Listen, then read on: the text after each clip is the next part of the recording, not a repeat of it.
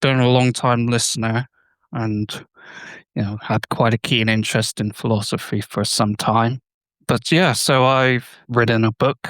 It's Signature of the Trinity: How Science's Deepest Patterns Reveal God's Design. So yeah, it'd just be essentially getting into that. All right, let's. Uh, the God thing is a big thing. I'm always happy to chat about it, so I'm all ears. Yeah, so I think perhaps like a good place to start is why I've kind of decided to write the book. Um, so I think when it comes to this question of God and philosophical sort of arguments for God, there's obviously a long history of that, and they generally they sort of fall into categories. So you have your like cosmological arguments, which get you like an uncaused first cause or a first cause of the universe. You have your design arguments, which argue for a designer of the universe, etc. Um, and I think that the main limitation that these arguments have is that they're not very specific in terms of the sort of God that they are arguing for. So, for instance, you'll find that a Muslim will use a cosmological or design argument as well as a Christian. So it's there's nothing within the argument that kind of gets you down to a specific sort of God. It may get you to a cause, but not to say the Christian God or the Muslim God. So I think that what I try to set out in the book with the book is an argument that's kind of specific to the Christian God, the Christian Trinity. So that's kind of where it's it's unique, and it's looking to do a unique thing that's not quite been attempted before um, with philosophy, specifically Christian philosophy. So to give you a general overview of what the how the book goes about that, kind of the starting point is with a 19th century theologian by the name of Robert Gavette. Um, Now, Robert Gavette he's kind of like a priest in England. He's wrote on quite a few topics, a lot of stuff on like the end times and on general biblical interpretation. But his work, which is particularly significant here, is what's called the twofoldness of divine truth. And essentially, we don't actually know all that much about the work. There's perhaps a suspicion that it was originally a spoken work, so he spoke it to his congregation in Norwich, England, um, and it was then later picked up in written form. But essentially, his case here is that there's what's this called, he terms twofoldness to truth. Um, Now, what this is essentially is that throughout the Bible and throughout nature, he identifies these instances of twofoldness. And what twofoldness is essentially where we have two truths which can't be reduced down um, and are seemingly in opposition. So the I think the example within, say, Christian theology that is most prominent and most easily comes to mind is the example where you have God's sovereignty and man's free will. So we have two things here that are very much affirmed within the Bible, that God is sovereign over all things, yet man has a free will. And these two things seemingly don't fit together. They're seemingly opposed. We can't reduce them down. So what has happened within Christian history is, for a lot of people, they end up taking an extreme stance either way. They either say, like the Calvinists do, that man doesn't actually have a free will. God ultimately predetermines everything. There's an elect, and you just so happen to be chosen by God. And then you have the Arminian extreme, where in like God's sovereignty is diminished and man's will is kind of dominant. So you have these two extremes. And Gavette's point with the twofoldness of divine truth is him saying that we don't have to take we can take both truths without being able to reconcile them, and the reason for this is that we have God's very nature itself which exhibits this. So the Christian claim is that God is one, and yet God is also free. So he's free in one, one in three. And Gavette's claim is that this master truth, this truth which ultimately within the Godhead itself flows out into his works, which is why we see this twofoldness present throughout Scripture and also within the world itself. Now, of course, speaking and writing in the 19th century, Gavette had a somewhat limited view of nature and obviously science at that time. But his claim is essentially that this twofoldness is also present within in the world as well.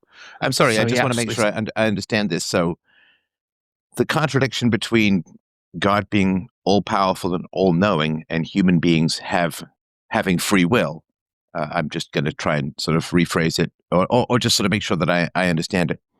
So the contradiction is that if God knows everything, then God knows what we're going to do in the future. If God knows what we're going to do in the future, then we can't really be said to have free will. Is it something like that, or is it? Yeah, it can be even more specific than that. Like we find instances within the Bible which clearly indicate that God is predetermining things, that God has chosen us, etc. And there's an instance with Pharaoh, right, where it says that God hardened his heart. But there's equally an instance where Pharaoh hardens his own heart. So it seems that the Bible is presenting something where we can't say that humans don't have free will, but we also can't say that God doesn't ultimately control everything. So we have an irreconcilability here. Okay, yeah, so I got that. So I'm not sure I follow the theologian's solution to say, well, I'm going to counter your seeming contradiction with another contradiction, which is that God is both one thing and three things, Father, Son, and Holy Spirit, at the same time. I'm not quite sure how bringing up another seeming contradiction resolves the first contradiction. Yeah, so I think for Gavette, he would say it's not that it's a contradiction, because what he would say is that there's something underlying that's explaining it. So God's very nature being relationally free in one in three, yes, we can't grasp that.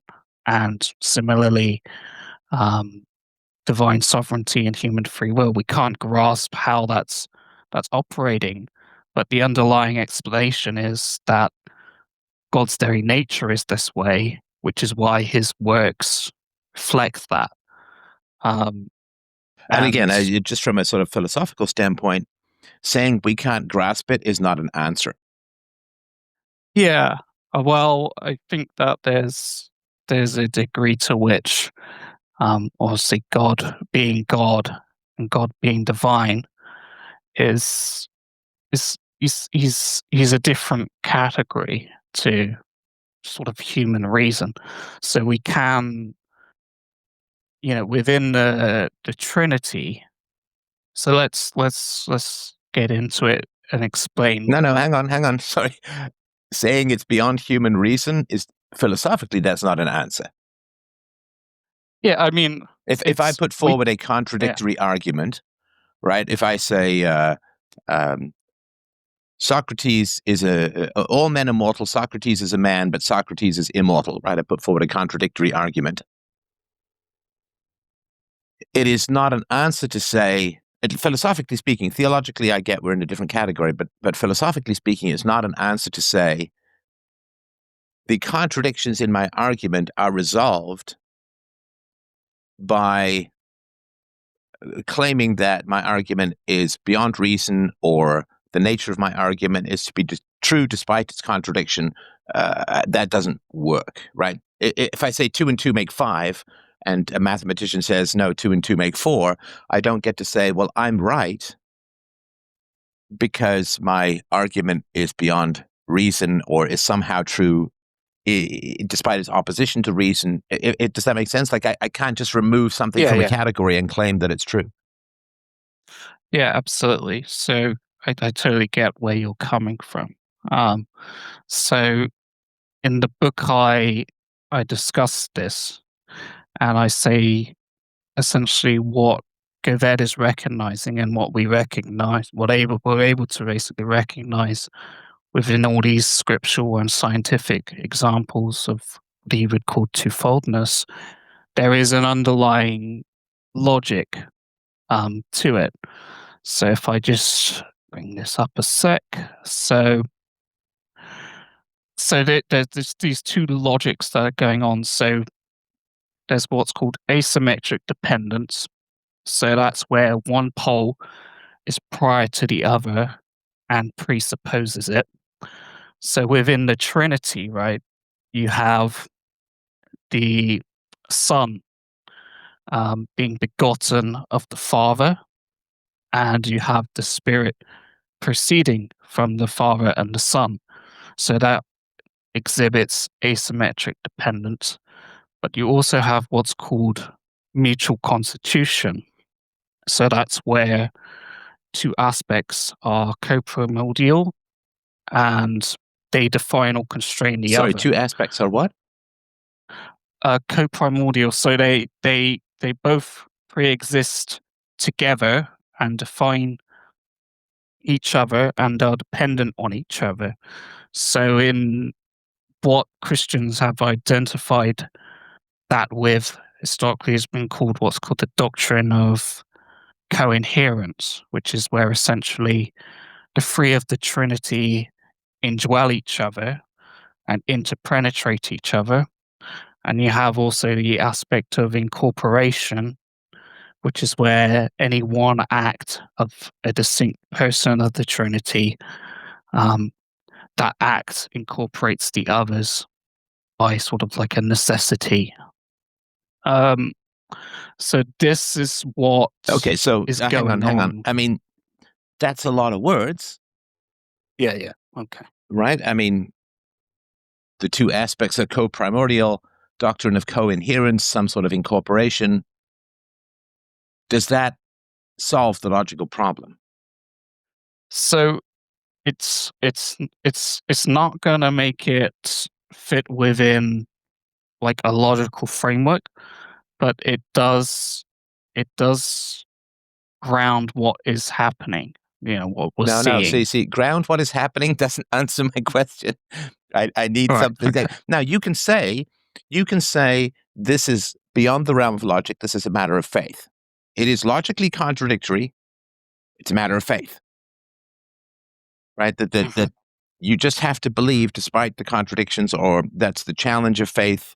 But saying it is logical when it's not, that's the problem.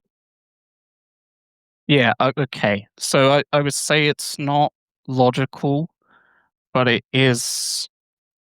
There is an underlying explanation there, in the sense that it exhibits what I just described. So it exhibits this aspect of asymmetric dependence and mutual constitution. Well, again, these are some phrases, some buzzwords, whatever you want to call them. But let me ask you this more, and I've really enjoyed the conversation, so I appreciate the topic. Yeah. So, at what age do you think children should be taught about religion and God and sin and virtue? So I would say um, it's good for them to have familiarity from a young age, but you don't want to be presenting certain things before they're ready for it. So I would say something like the Trinity and the sort of discussion we're gonna have. That's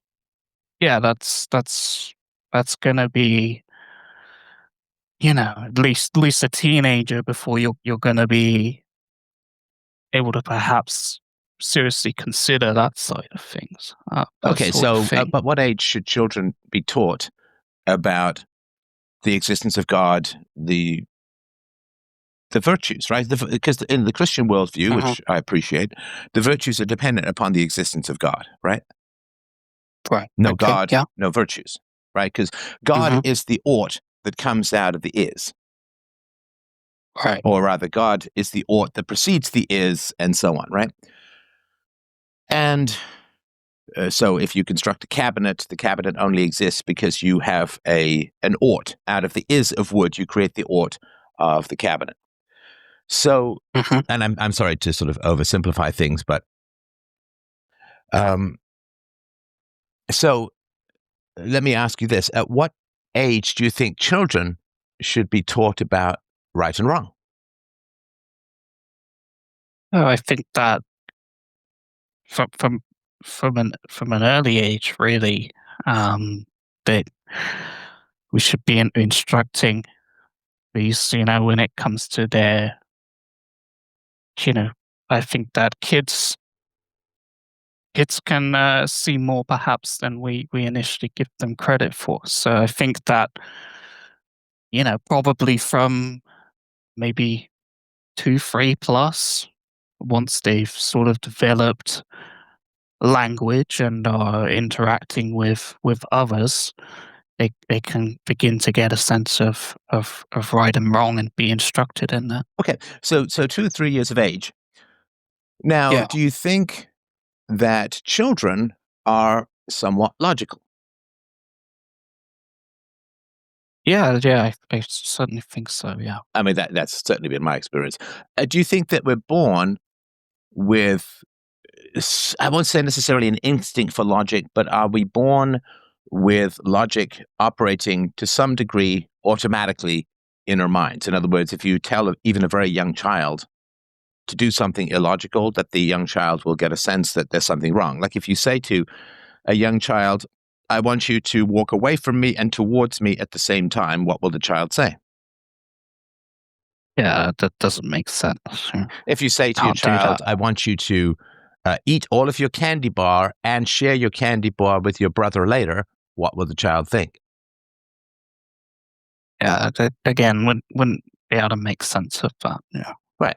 And so we're born with a built in logical processing unit, which we'd assume is by God's design, because God could have designed us to be anti logical, but really couldn't survive if we were anti logical.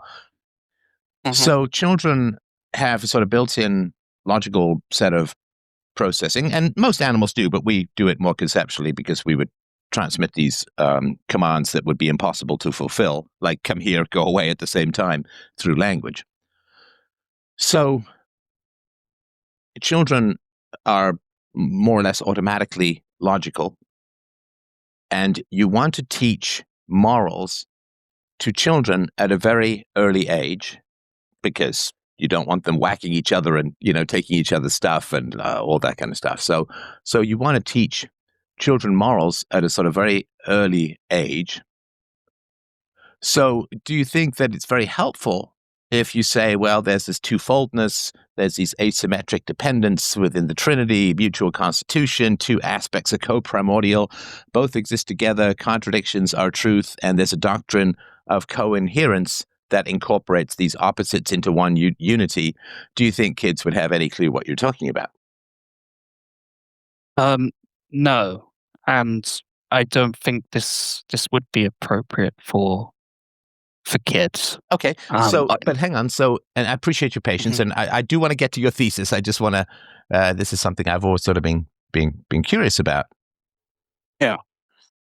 So, if children need to start learning morals at 2 or 3 years of age, or they have some moral responsibility at 2 or 3 years of age, and they cannot possibly understand the nature of God, which would be the source of morals, then how do you teach children about morality? Don't you just have to say, do it because, not because you understand? Yeah, so I'll be honest, Steph, I've not given this sort of thing much consideration. I'm not like a father myself. Well, no, but you want to teach kids morals. And listen, I've been studying philosophy for over 40 years. I don't understand these terms. But you want kids of 2 or 3 years of age to be morally responsible. And it's better to be morally responsible, not because you're simply ordered, right? Not because you're threatened, right? Don't steal because otherwise I'm going to put you in a timeout. I'm going to yell at you. I'm going to withhold a treat. I'm going to take away something you like, or I'm going to spank you, or, whatever, right?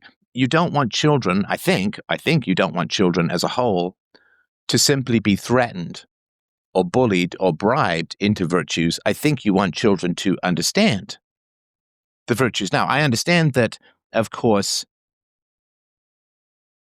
explaining the nature of God to a 2-year-old is tricky for sure, but you do need to be able to explain why be good. And if you say, well, you have to be good because God orders it or God commands it, then you are simply saying you have to do it because a big, powerful guy who's even bigger and powerful than mommy and daddy orders you to do it. And then that is not giving the child understanding. That is simply saying, well, you have to do it because either I'll punish you in the here and now, or God will punish you in eternity if you don't.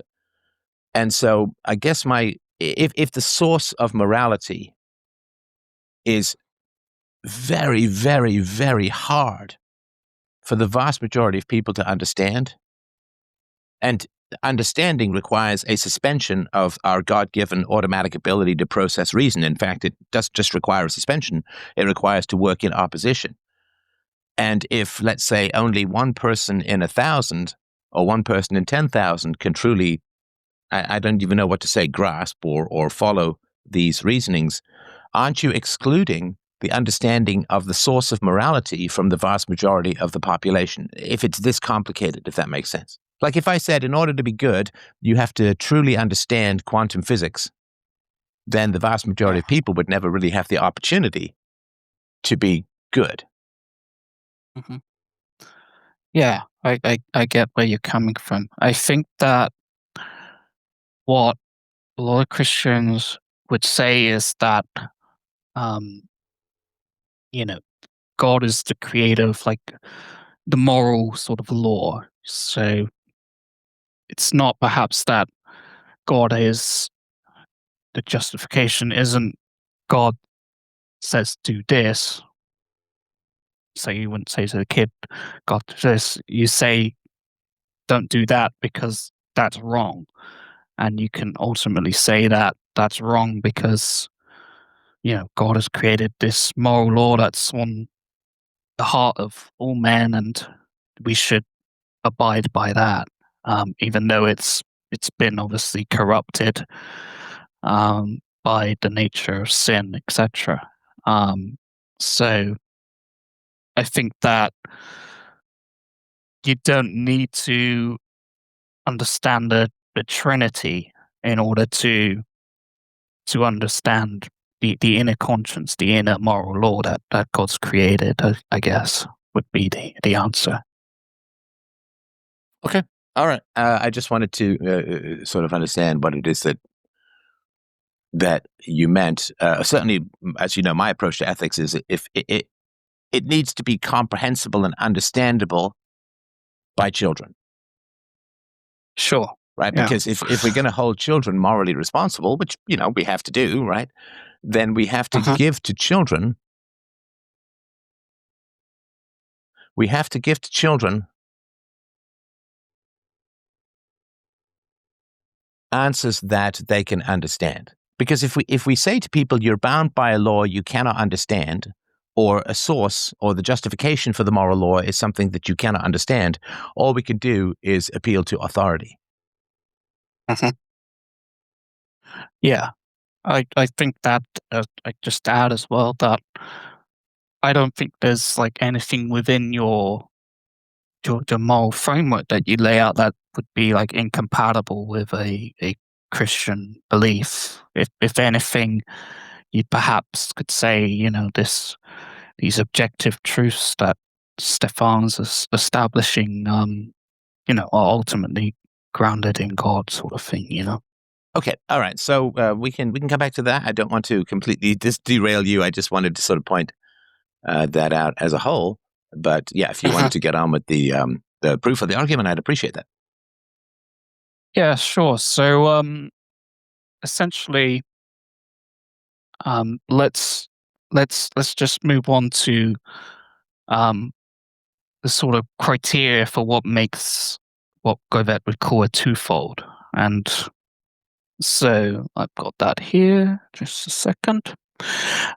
So to basically be a twofold, I think there's five sort of criteria that have to be met. So the first is distinctness. So the two things have to be genuinely different from each other. So within the Trinity, we would say that each person is distinct from the other. So it would meet that criteria.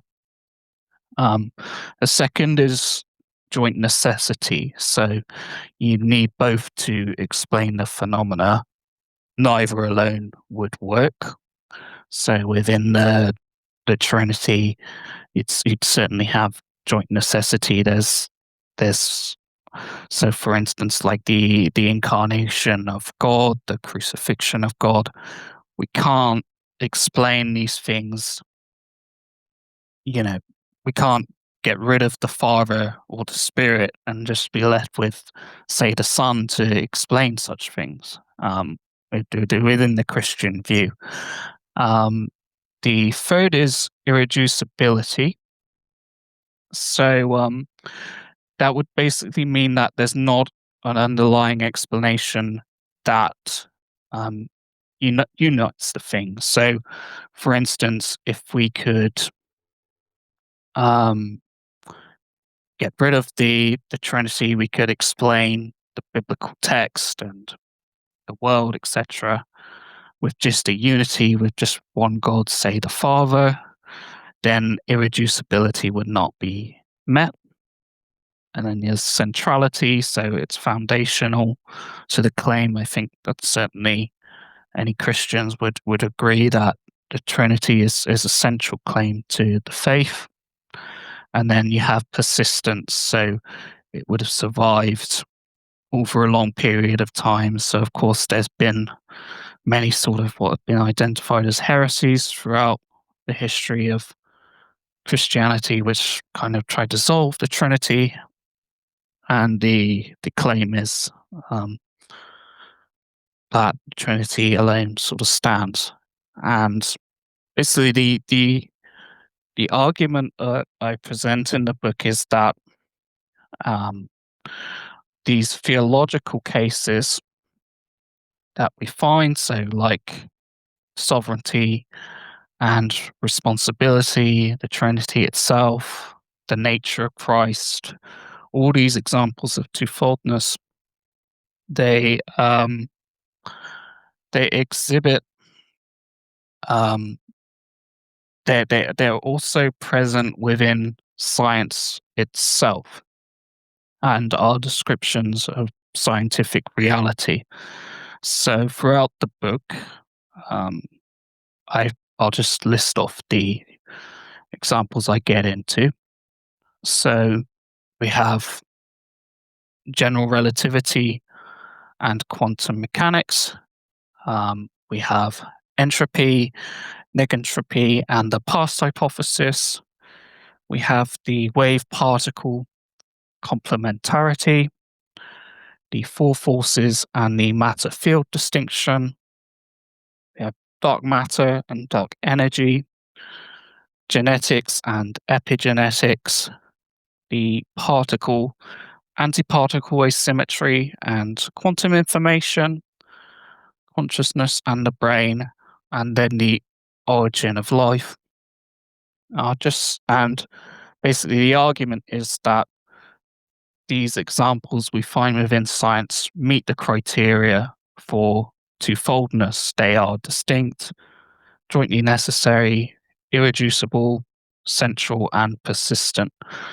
So I think the sort of key example, and the one I discussed most in the book, is general relativity and quantum mechanics. So maybe before we get into that, just make sure that you're following me sort of so far. There are things in science like the wave particle distinction where things appear to have two properties but are one thing? Yeah, so the claim is that these great theories that we have, they are not, we can't reduce them down into one. So if we take general relativity and quantum mechanics, for instance, so with general relativity, that's the description of space-time. It governs cosmic evolution, expansion, the arrow of time. It's deterministic, geometric, it's continuous. And then you have quantum mechanics.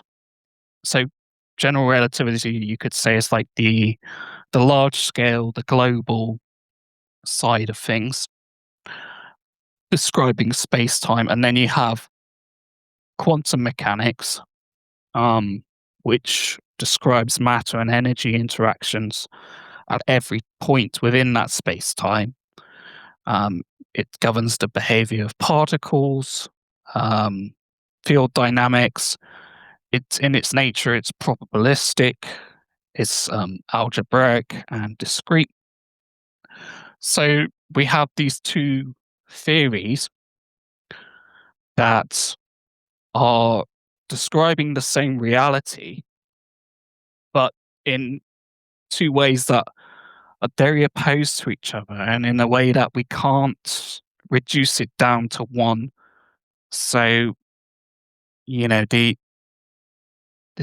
scientists, physicists have been for a long time now, obviously over 100 years, looking to unify quantum mechanics and general relativity, but we've been unable to do so.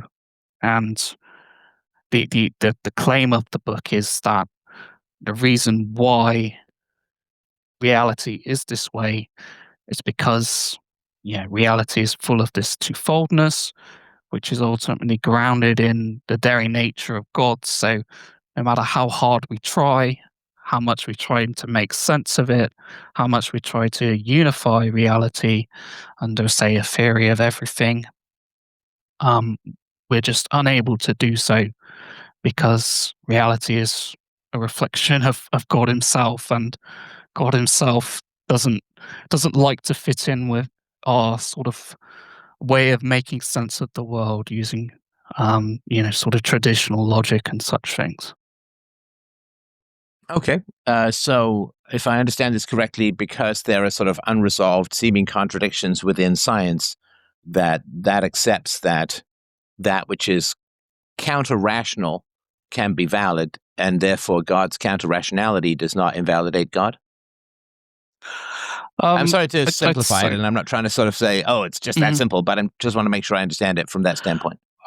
I'd say it's the other way round, Stefan. So I'd say that because God in his very nature is a unity with distinction and exhibits, the description I gave of mutual constitution and asymmetric dependence, the creation that he's made reflects that nature. So we see throughout the sciences and throughout the creation, we see this unity with distinction and asymmetric dependence and mutual constitution.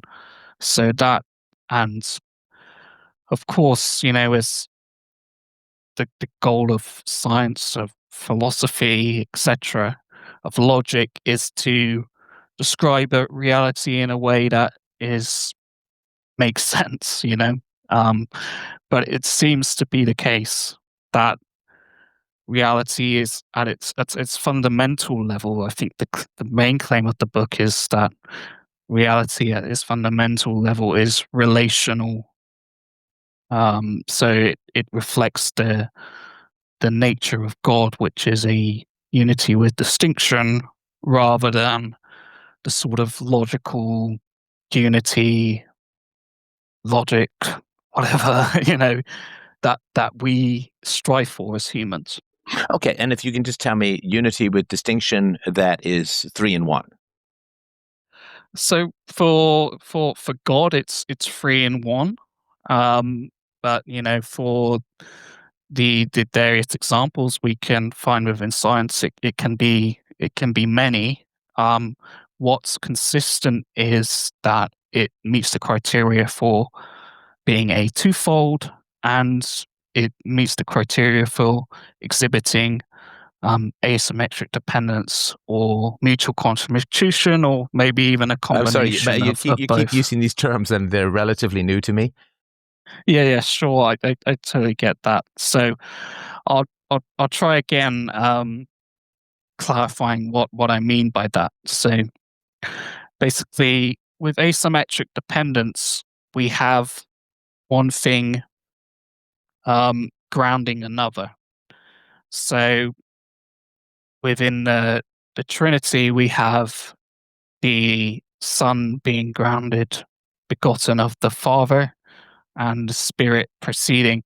So an example from within science of that would be, say, the relationship between genetics and epigenetics, where genetics is the actual sort of information level, and we have epigenetics, which is kind of like the regulation of that information. So obviously with epigenetics, we have something that is dependent on the information being present, but we can't reduce the epigenetic down to the genetic. Is basically Sorry, we so can't it's reduce the epigenetic down to the genetic. If you could help me understand yeah. that. So we need both descriptions. They are both distinct, but we Sorry, what can't do you mean by like. sorry? What do you mean by distinct?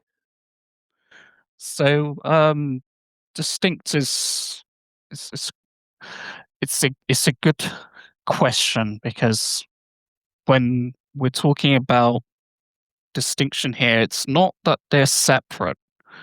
It's just that they're not the same.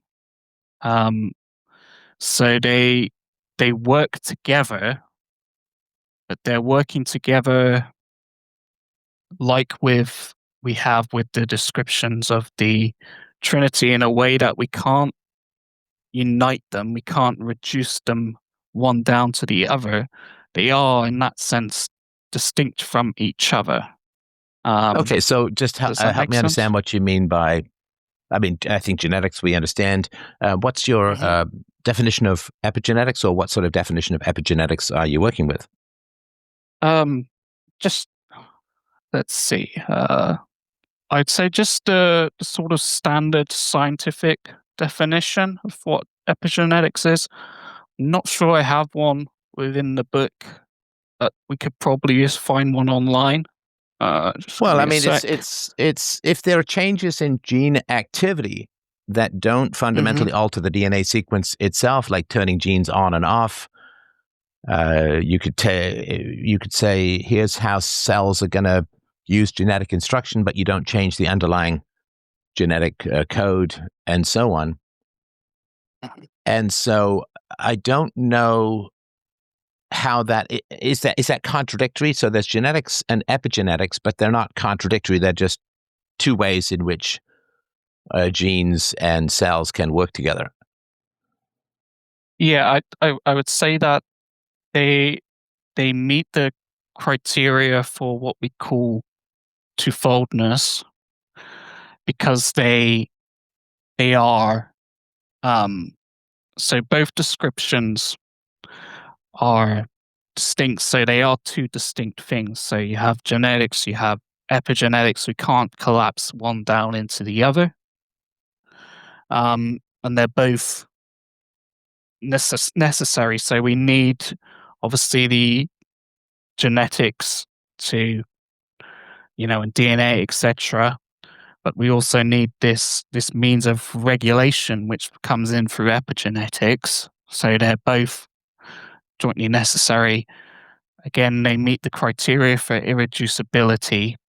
So we can't unify them. We can't, in a sense, do away with one or the other, or But they don't we contradict each other.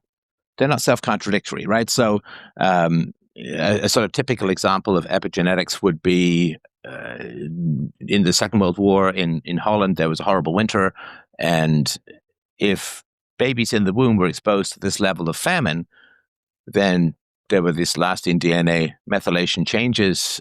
It increased risks to heart disease, type 2 diabetes, schizophrenia, and so on. Maternal nutrition, maternal stresses, and so on can alter epigenetic markers, and that affects fetal development. And of course, at the very beginning, right, stem cells develop into things like neurons, muscle cells, skin cells. I mean, despite the fact that all the cells possess identical DNA, so you couldn't really have genetics without epigenetics. You couldn't have evolution. You couldn't have life without genetics and epigenetics, and they don't contradict each other. So to go back to sort of the original question, God being all-knowing and all-powerful and human beings possess free will is contradictory. And saying that God is both three and one is contradictory because three and one are not the same. So saying that two things that aren't the same are the same, that's not how epigenetics, and again, I'm no geneticist, right? But that's not how epigenetics and genetics work, because genetics are the transmissal of long-term code for life. Epigenetics accepts that you don't know what kind of environment you're going to be born into, and therefore you have to have some adaptability that isn't multi-generational, right? Because let's say that in this case, there's a lot of hunger, then you're going to have different gene expressions based upon the fact that there's a lot of hunger. Now, the hunger could be very short term, right? It could be, 7 years of bad weather or a year of bad weather or whatever it is, right? There's no game, or I don't know. Or it could be something that's very, very long term. But in the short term, having the capacity to adapt to your environment without requiring multi-generational adaptations, which is bad, right? Multi-generational adaptations would require a lot of babies or children or adults to die in order to weed out sort of negative genes. So having an adaptability to localized environment for a gene set is a massive advantage, and that's why it has evolved. So in terms of like selection pressures and Darwinian pressures and so on, long-term, you need the stability of long-term gene transmission, but you also need adaptability to more immediate circumstances that don't require the weeding out of multi-generations. Or to put it another way, those organisms that didn't develop epigenetics did not survive well relative to those organisms that did develop epigenetics. So again, I don't see how, and I'm certainly happy to be schooled, you're probably more of an expert on this than I am, but I don't see how that contradicts genetics. To say that there's epigenetics, to me, that is more proof of the viability of selection pressures and so on, and having the ability to adapt to localized immediate conditions is a massive advantage genetically. So that's why I think it developed. Yeah, so I think that to meet the criteria of being a twofold, we don't need a contradiction. So in the sort of 5 criteria that are laid out. So distinctness, joint necessity, irreducibility, centrality, and persistence. But there's not a requirement that there's a contradiction for that to be met. I'd say that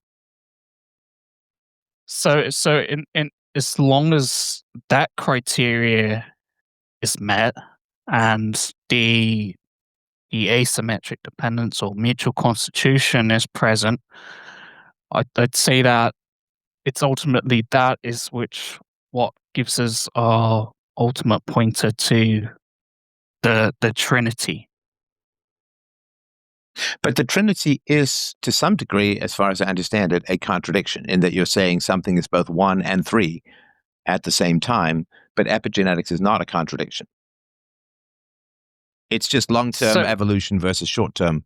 It's long-term evolutionary adaptation versus short-term evolutionary adaptation. So to me, it's kind of like saying, well, the long-term adaptation for a rabbit is to be alert and fast, because that's what they need to survive. But once the rabbit is born, then its genetics won't tell you which way it runs, because which way it runs is depending upon which way the fox or the wolf or whatever that's chasing it is going to run. So it's not contradictory. And so having long-term adaptation in the form of stable genetics and short-term adaptations in the form of epigenetics is not a contradiction, but rather a confirmation of the sort of theory of evolution or selection pressures and so on. And it's better to have epigenetics than not. So that's part of it.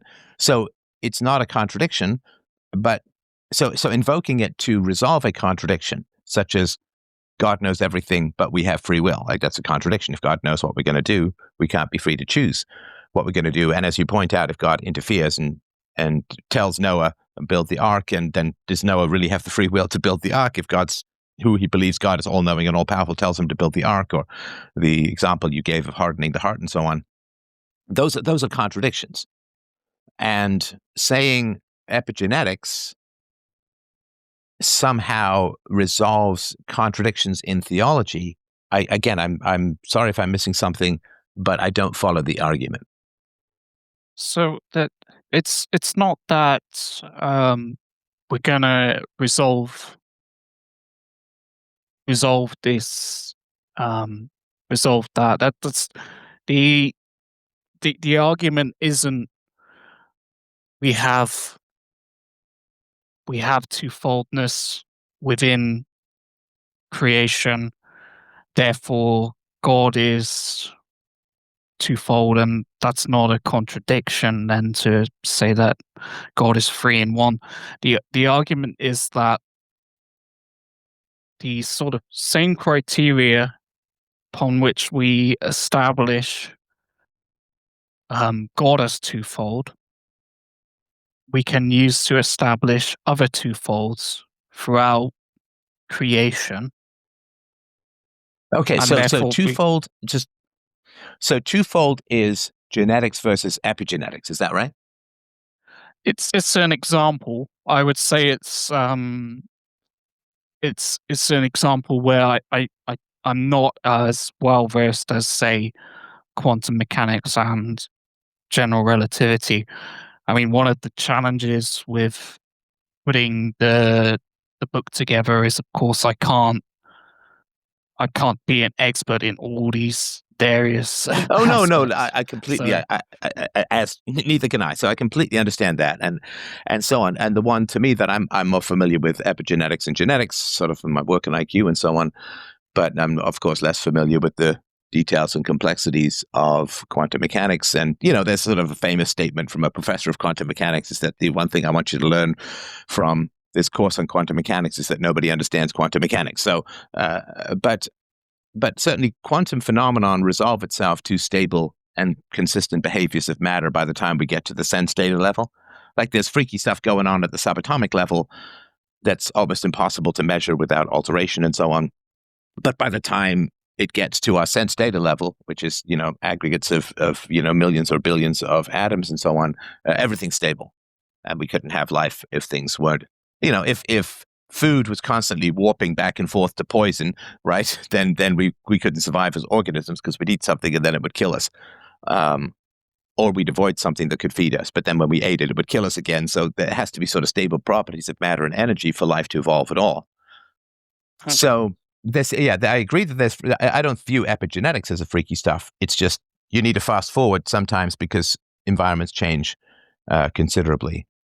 And if you have one generation where things are peaceful and plentiful, then you need a particular kind of person. If in the next generation or during the transition between the generations, things become stressful and horrible, maybe you're taken over or sold into slavery, or something destroys your food source, then you need a different kind of person, and you can't wait for evolution to weed people out because you're all going to die. So having a fast forward on evolution based upon environmental cues, often in the womb or other ways, I think that's great. That's a fulfillment of evolution, and I don't see how it resolves contradictions in theology to say there's two aspects to evolution, both of which serve each other.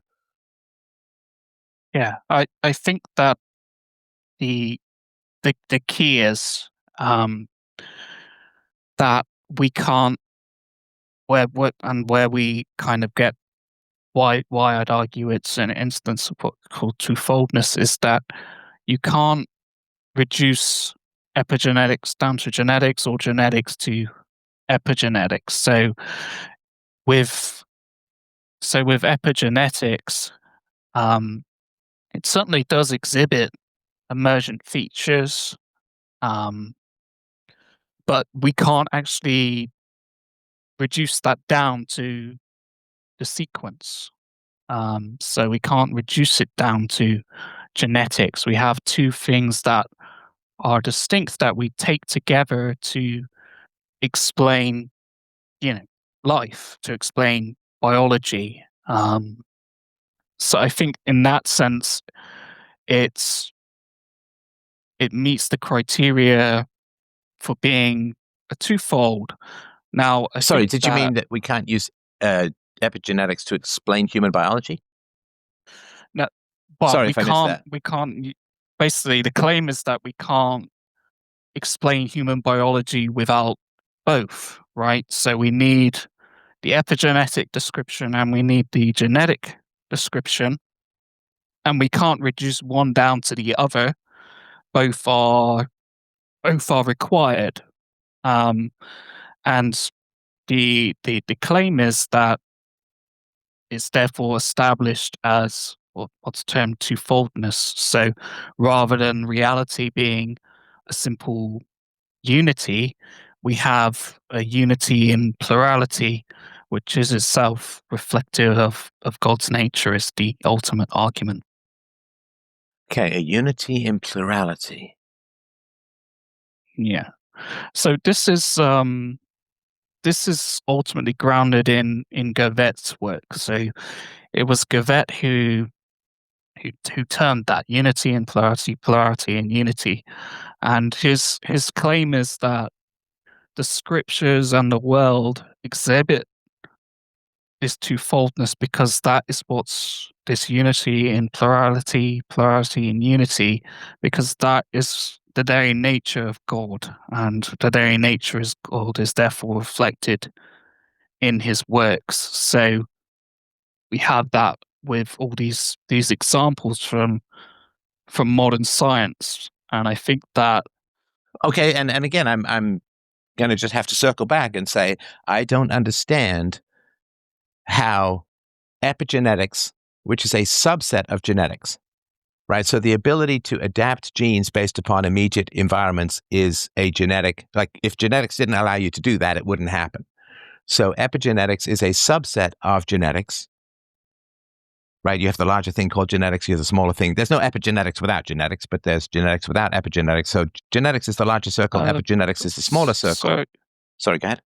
Sorry, I just want to come in there. I think that's the key to this claim, is that actually you can't have genetics without epigenetics. You need both in place. You can't have a purely genetic description or a purely epigenetics description.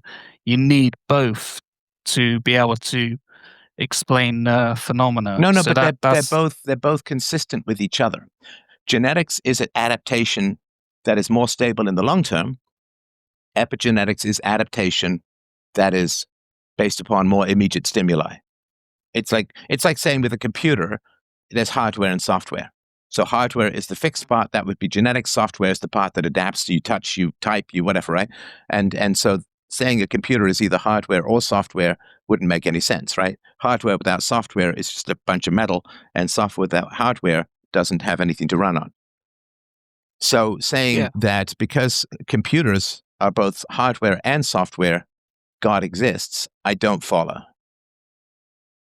So I think that it's perhaps useful the theological to draw out a theological parallel at this point. So the claim in the book is that the genetics and epigenetics best reflect sort of law and grace that we find within the Bible. So as you said, you have with genetics, you have the fixed code, which is perhaps somewhat similar to law, and like a hard constraints of heredity, etc. And then you have epigenetics, which provides flexible adaptation, which is somewhat comparable to grace. So the parallel, and again, this is where a lot of Christians have fallen short, at least in my view and in Gavette's view, is that we can take an extreme. So we can say, we're justified just by works and following the law, or you can take the other extreme of we're just justified solely through grace, which has come to place the law, etc. So I think that the comparison the two are in a sense comparable in that sense. Okay, so the problem I have logically is that we have a logical contradiction, right? Which God knows everything, but we have free will. So that's a logical contradiction. I think we accept that, right? Yeah, you can't square it with logic. Okay, sure. So that's a logical contradiction. So then saying epigenetics somehow justifies this when epigenetics is not a logical contradiction, but is simply genetics operating in two modes, long-term and short-term. It's a continuum, right? Genetics is long-term, epigenetics is short-term. They're both adaptations to environments. One is more stable and long-term, which is necessary as the foundation. And you have a foundation to your house that doesn't open and close and doesn't change, or you shouldn't, right? Because if it changes, your house collapses. And then you have doors and windows that open and close. But that's not a contradiction, right? There's one aspect of the house that shouldn't change, and there's another aspect of the house that has to change. Otherwise, you can't open the door and get in the house. So they're both part of the house. It's not a contradiction to say that there's a stable foundation and that there's things that change based upon whether it's hot or cold, you want to breeze, or you want to get into the house or get into the bathroom, or so on, right? You want water in your toilet, you don't want water in your basement, right? So it's not a contradiction. And so epigenetics and genetics are not a contradiction. They're not two phases that somehow oppose each other. And so they are both fulfilling the need for survival and genetic adaptation. One is more stable and long-term. The other is, in a sense, less stable and more short-term. But they're both genetic adaptations to environment. I mean, you can change your genetics by smoking, but it doesn't pass to the next generation, right? And so given that you may have temporary situations, like in the sort of the example in Holland of the 1944 to 1945 starvation, that was a temporary situation. So you don't want to transmit those genes permanently. You just want those genes to be altered in the current generation. Now, of course, if it turns out that there's some sort of starvation situation that's permanent, then those genes will win out and you'll change the sort of underlying code. But you don't want to change those genes permanently for a temporary situation. And so that's what epigenetics is for, is to adapt rapidly, but without changing. I guess they're like executive orders rather than changes in the law through Congress or whatever it is, like the Constitution or something like that. So those two things are not contradictory, but actually are perfectly fulfill, or at least as best as can be after 4 billion years of evolution, perfectly fulfill what is needed for optimum survival. So they're not contradictory. They both serve survival.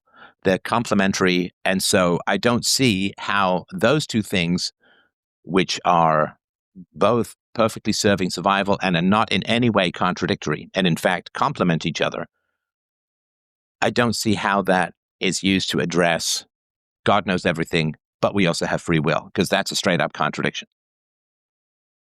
Yeah, so it's not being used in that way. I think what the book and the argument is trying to say is that reality. Now, I would say that ultimately that is going to remain a mystery. How it is that God is sovereign and man has free will. How it is that God is one yet free. These things ultimately remain a mystery. But what the book is claiming is that the what we have with science and what we have with the various instances within the scripture is we have reality exhibiting what Gavette calls unity in plurality and plurality in unity. I agree, genetics and epigenetics, they work together. They accurately describe reality. They're not, as you say, incoherent contradictions. But what they do exhibit is the fact that we can't get rid of we have to retain both. So we can't have genetics without epigenetics, and we can't have epigenetics without genetics. So that exhibits what the book identifies as asymmetric dependence, which is where um, one pole is prior to the other and presupposes it. So in this instance, genetics is presupposing. I'm sorry, epigenetics is presupposing genetics, because obviously if there's no genes to regulate, then there's it can't be operational. But we nevertheless require that epigenetic explanation to be in place in order to have genetics itself. So they're in a sense irreducible. So they meet the claim is that they meet the 5 criteria, and they meet the relation they meet the same 5 criteria and the same relation criteria that we find within the Trinity itself. So that's essentially the claim, is that the Trinity is the best explanation for what we find within the sciences, because it meets the same criteria as what we find within the sciences themselves, if that makes sense. Okay. Now, what did the 19th century fellow, what examples did he use? Because, of course, this is prior to the theory of relativity, certainly prior to quantum mechanics, prior to epigenetics. So what examples did he use to resolve these? So I'll give you some of the examples from his work. So let me see. I'll just start with some of the quotes. One of his opening quotes. So he says, "The oneness and harmony of divine truth, as contained in the Scripture, is a pleasing and profitable subject of contemplation. Though proceeding from so many pens under such varied conditions at dates so distant, the Bible contains but one grand scheme, yet it must not be forgotten or denied that there are continually exhibited within its pages truths seemingly opposed to each other."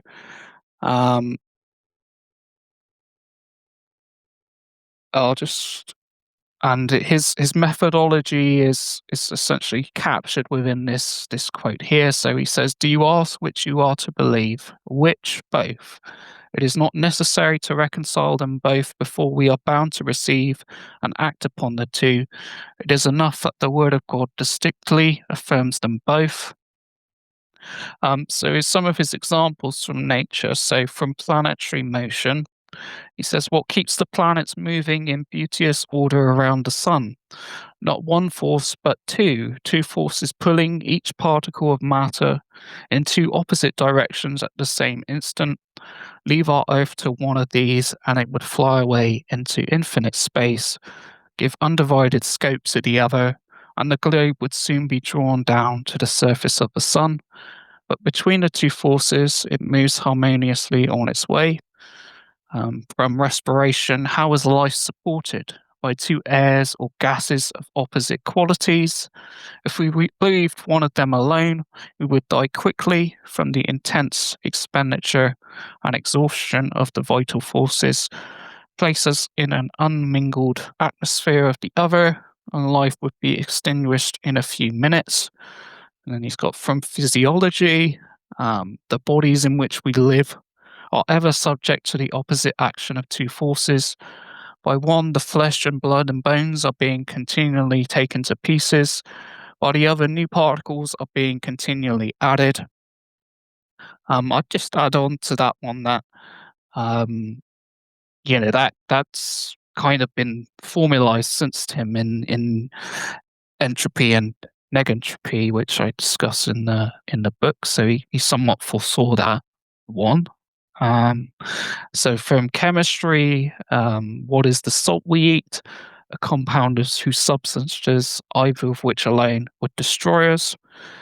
And his key inference from all of this is he says that it's not then to be wondered at if two seemingly opposed principles are found placed side by side in the scripture.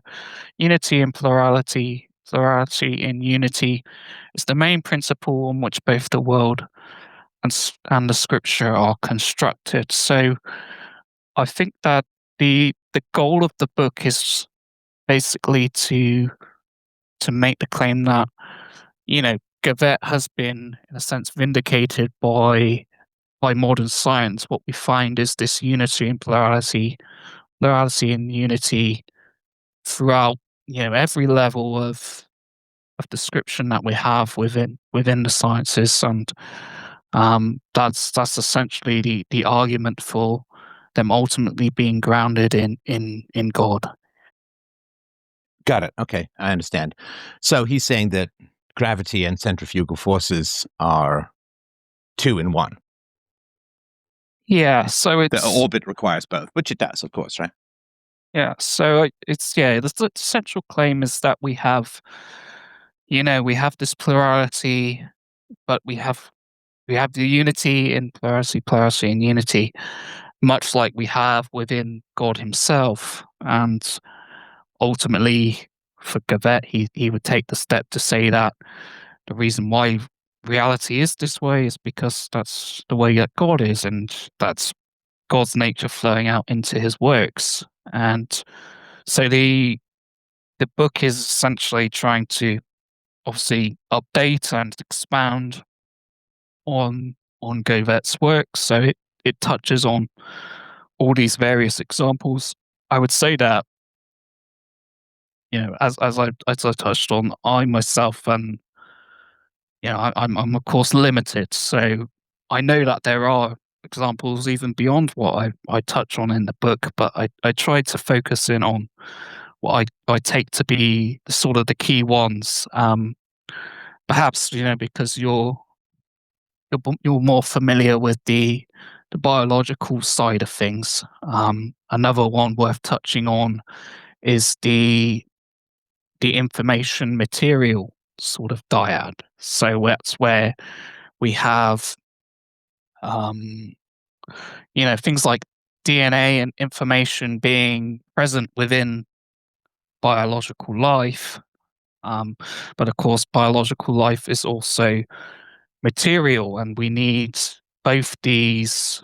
We need both these to be in place in order to describe life, and we can't reduce information down to the purely material, and we can't reduce the material down to purely informational. We require both to be in place. So we have, again, an instance of unity and plurality, plurality and unity within the sciences. Another example from sort of biological life would be both the brain and the mind. So the fact that we have obviously physical brains, but we have this consciousness. So this self-awareness that we can't, and again, they're distinct. We can't reduce one down to the other, and they're jointly necessary, etc. So they would meet the criteria to what it would be to be a twofold.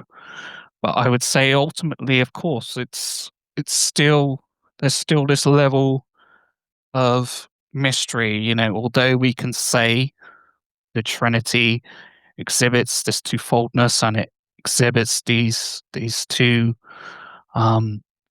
sort of relational logics which keep coming up, so mutual constitution and asymmetric dependence. It is ultimately beyond our mind to grasp how it is that God is ultimately 3 in 1, 1 in 3. We can describe it, using coherence, using twofoldness, etc. But we're not ultimately able to grasp how it is that he is that way. Much in the same way how we're, much as we may try to reduce down these various laws and those various instances of twofoldness down into one, we can't, much as we may try, we're not able to do that. I'd say that the goal of science and the goal of philosophy generally is to reduce things down, to explain things in simpler terms, in using less where we can. But what we find is that reality is just not that way. It's not the way we would expect it to be or would like it to be in terms of how our minds operate. Instead, what we have is this unity and plurality where what's being described is a single thing. So, say the human life or biological life or matter or energy. So that thing is a single thing. It's a unity. But in order to describe it and to explain it, we have two things going on which we can't reduce down to a single thing. We can't. So basically, yes, we have this unity and plurality, which Gavette had said many years before science sort of established it. That's how the world is. So in that sense, I think it gives certainly a somewhat fresh approach in terms of saying that, okay, God is the ultimate source of reality because reality exhibits his very nature. I think that there's certainly something that needs to be grappled with. Why is it that reality has this structure and this relationship and this unity and plurality that would seemingly map on to a creator who has that nature. Right. So, I mean, here's where we certainly part ways in terms of our approach, and that's not the end of the world. But here's where I have significant issues with what it is that you're doing, and that's fine. We're all fighting for the truth. But so saying to people, well, we just can't grasp, we're insufficient to understand this, to me is kind of toxic. It's kind of corrosive because it's saying, well, gee, if your brain was better, kid, you could square a circle. You could make 2 and 2 make 5 if your brain was just better. if you were smarter and wiser and more understanding like God himself, then you could make the self-contradictory perfectly consistent, that it's a failure of your brain that you cannot square a circle. I find that gross. I find that quite negative, and it kind of annoys me significantly, which, doesn't mean that you're wrong. I'm just sort of telling you my emotional response to it, and then I'll sort of tell you the reasons why. I don't consider my brain deficient because I can't square a circle or make self-contradictions not self-contradictory. I don't consider that a failure of my brain. I wouldn't consider it more advanced to believe that 2 and 2 make 5. I would consider that a problem, a deficiency in my brain. I would consider that a form of madness to say, well, I accept that 2 and 2 make 4, but it would be vastly superior to believe that 2 and 2 make 5, or that there is such thing as a square circle, or that omniscience and free will can both coexist. I would not consider that an advancement. I would consider that a breakage, a problem. Now, the challenge with regards to this is, let's say that your argument is true, and that once we have, the new Holy Trinity of epigenetics and quantum physics and the theory of relativity, then we can, with more reason, accept the existence of God. Okay, well, what about everyone who came before that? If believing in the existence of God is essential for human flourishing, and if God is perfectly willing to let people discover these 3 scientific truths, and that helps them believe in God, well, what about the people in the Middle Ages? What about the people in ancient Greece who had no access to this understanding, which furthers people's acceptance of the existence of God? If it's really important for people to believe in God, why on earth wouldn't God put epigenetics and quantum physics and the theory of relativity into the Bible so that people could understand God's structure and nature and the two-in-oneness and so on, mutual dependence? Because it would seem kind of unfair if this really helps people believe in and accept not just God, but the Christian God.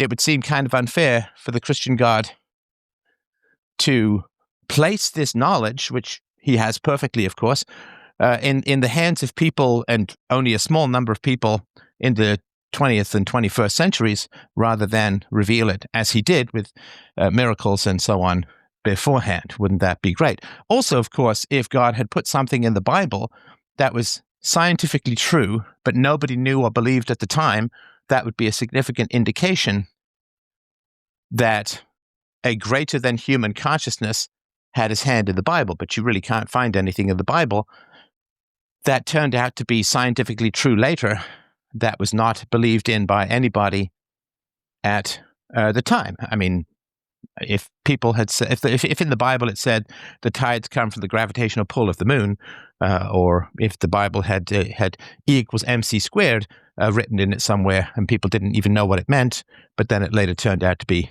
the foundation of Einsteinian physics, that would be pretty cool.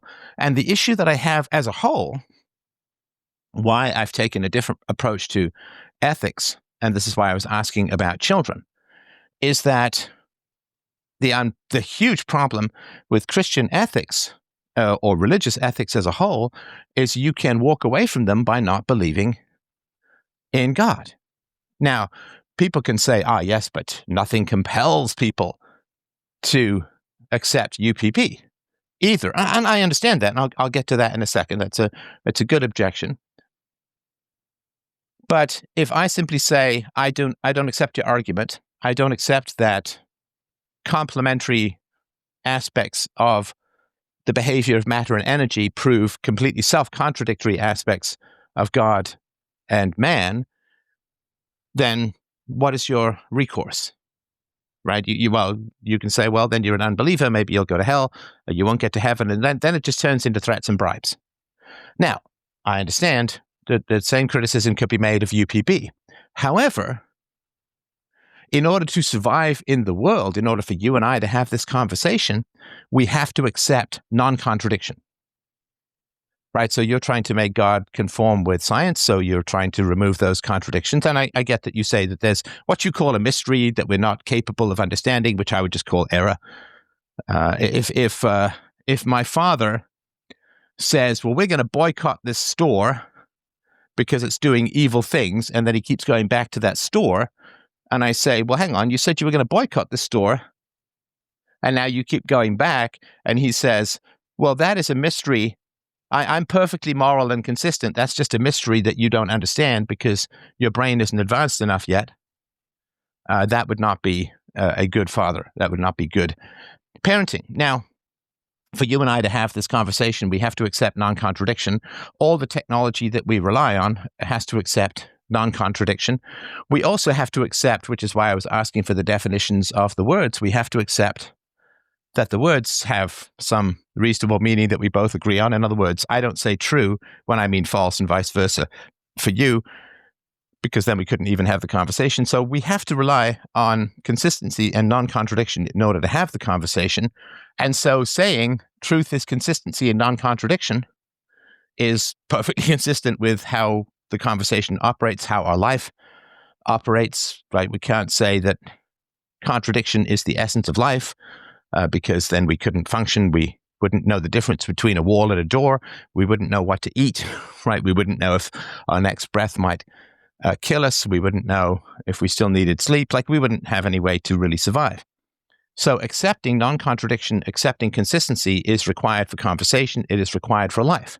So people with UPB, which is perfectly consistent and non-contradictory, which is my approach to ethics, universally preferable behavior. For those who are listening, it's a free book at freedomain.com/books. And if you want a shorter version, you can go to the last third of my book, Essential Philosophy, which you can get at freedomain.com/books or essentialphilosophy.com.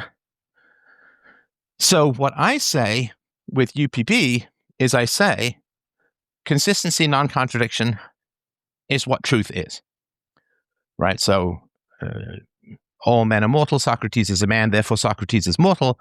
That is so your deductive reasoning. That is what truth is. And so UPB is perfectly consistent and rational and accords not just with reason and evidence, but also with our own general instinctual sense of virtue, that rape, theft, assault, and murder are all great wrongs. So people can say, I reject UPB, and then they are acting inconsistently with reason and life itself. So people can say, well, it's true that theft can never be universally preferable behavior, but I don't accept the proof. So then they are inconsistent. They are acting in opposition to life, the nature of the argument, and they are saying, I reject a logical proof, and then what they're doing is they are rejecting logic itself. And if someone rejects logic, then there's no point having any conversation. And to everyone who's watching, they get a very strong sense that that's not rational, right? That's not rational. So Thaddeus Russell, I think if I remember rightly, he said that a woman was capable of having a child with a tree. So that's a rejection of logic, biology. And so he's not taken as credible by anybody who values those things. My debate partner in the spanking debate recently said that he was fine with genital mutilation for boys, and that's totally moral and it's not a problem. So that's somebody who obviously has no problem with the initiation of the use of force. So loses some credibility. But even those people say that what I'm doing is rational according to my principles. So if somebody rejects a rational argument, then all rational people reject that person. Now, again, we're trying to spread reason and so on, but people almost never say, your argument is true, right, fair, and rational, but I reject it. And this is, I think, part of your mission, which is to make belief in the Christian God more rational and empirical. So I do not require for my system of ethics saying, well, my system of ethics contradicts reason and evidence, but your mind is just not sophisticated or divine enough to understand it. That's an argument from almost intimidation. It's an argument that appeals to insecurity. Well, I guess if my mind was better, I could understand this argument. It's sort of a Emperor's New Clothes situation. And so I don't like appealing to those kinds of arguments. I don't like saying to people, well, if your mind was better, the contradictions in my argument wouldn't be contradictions. I think it's my job to remove those contradictions. Now, you of course can say, and you do, that there's mysteries and this is the realm of theology and so on.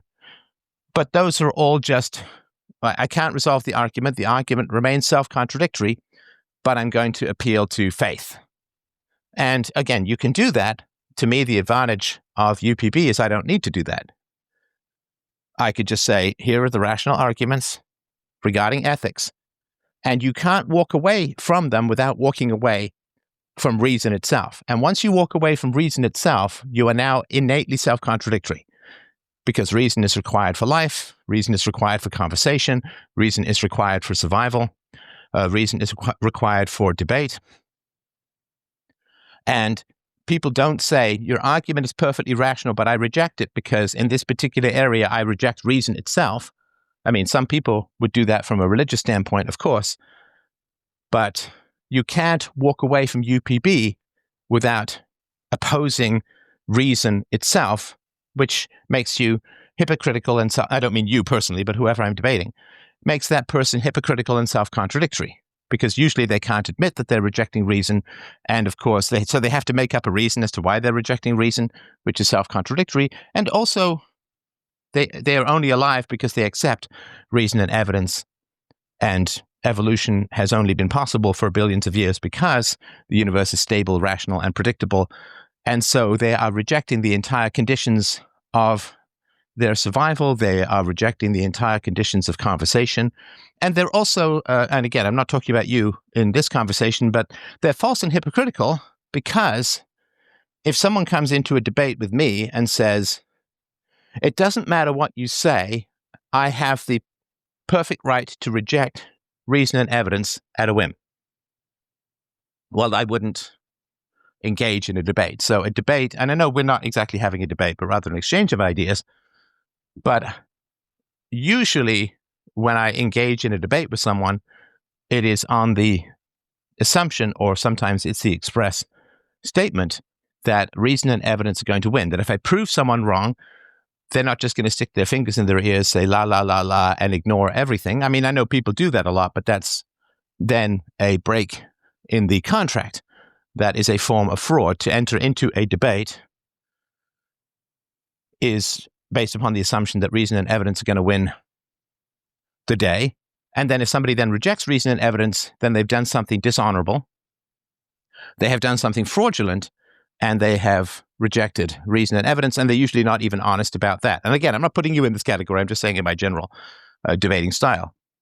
So the good thing with UPB is you can only reject it by being a fraudulent hypocrite and rejecting reason itself. Whereas, of course, with religious morality, by being consistent with reason, you tend to reject the existence of God and therefore have no basis for morality. And I don't like giant escape clauses. Like, when I was in the business world, you'd sign these, 100-page contracts, and you'd get your lawyers to look over it all to make sure there weren't any sort of weird escape hatches or escape clauses, sometimes they're called. And with morality being such a serious topic, and I think that you and I are certainly in very strong agreement about what a serious topic morality is. But I don't like that there's an escape clause. And again, there's always an escape clause. You could just reject reason and evidence, or my debating partner can reject reason and evidence, but I don't like that escape clause having a sort of foggy place where it's somehow superior. If people are going to reject reason and evidence, fine. They can reject reason and evidence, and then they're going to they've done something fraudulent, they've done something false, and it's clear to the audience that they're in the wrong, but just won't admit it, which discredits them in the eyes of anybody with any wisdom. However, if you have an entire area or environment where you're wrong, right? Because against reason and evidence is wrong. God cannot be all-knowing, and human beings possess free will. That is a square circle. That's just wrong. And you can say, well, but the problem is that your mind is not sophisticated enough or godlike enough to understand that that's perfectly consistent. I consider that an insult to my intelligence. I know you're not saying that to me directly, but given that I've heard that a bunch of times, I consider it, kind of an affront, and it's kind of offensive to say, well, I have an argument that's contradictory, but the problem is that your brain, or my brain, or no brain, is sophisticated enough to understand that a square circle is perfectly valid, that 2 and 2 make 5, and the problem is you're just not good enough at thinking to understand it. I don't like that, just sort of at a philosophical and also just at an emotional level, because, of course, that is applied to children. Children say, well, hang on, this doesn't make sense, or that doesn't make sense. And, of course, I experienced this as a kid. I was raised a Christian, and I had, some questions, right? And what was I told? Well, it's true, but you're just not sophisticated enough to understand it. And as I got older and learned more and studied more and read more and thought more and reasoned more, I realized that this was not the case, that nobody could explain it to me. But everyone kept saying, well, it's true, but we're just too limited to understand it. It's true that God exists, but God gave us a brain that cannot understand that God exists, and then God holds us to be rewarded or punished based upon